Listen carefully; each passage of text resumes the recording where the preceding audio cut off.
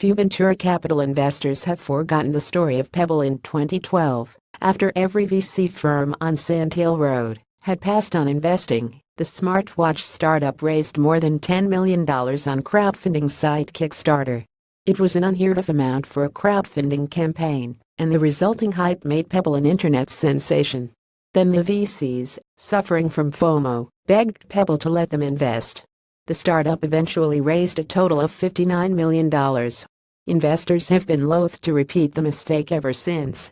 Venture funding for hardware startups hit an 8-year high in 2016, with investors pouring $4.4 billion into 624 startups, according to data provider CB Insights.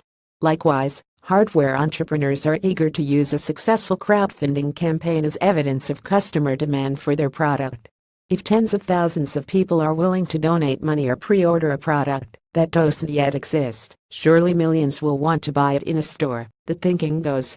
More than half of gadget startups raise their first funding on a crowdfunding website, according to CB Insights.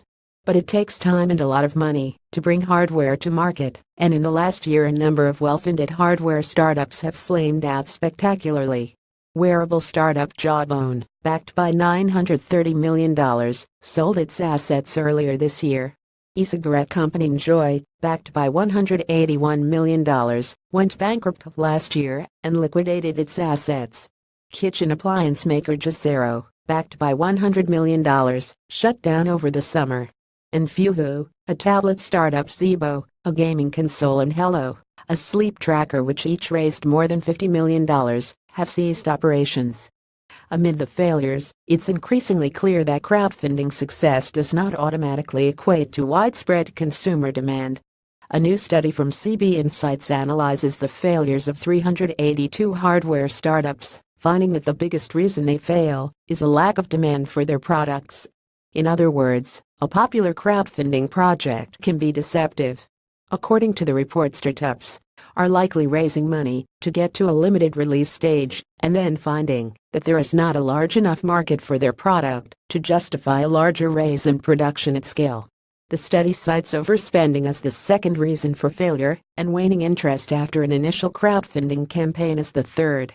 On the surface, the reasons aren't too different from the reasons all startups fail.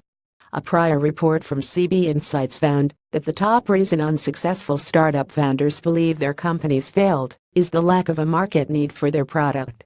That may seem obvious, but the cult of entrepreneurship encourages startup founders to ignore signs that their idea won't work. Building the future around one's own vision requires a bit of irrationality. Startup mythology largely ignores failures in favor of the rare successes. As Steve Jobs famously said, a lot of times, people don't know what they want until you show it to them. It's an inspirational idea, but most startups fail to live up to it.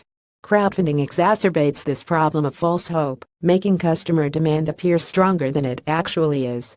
Investors wowed by buzzy crowdfunding campaigns would do well to remember how the Pebble story ended in December 2016. The startup shut down, selling its assets to competitor Fitbit.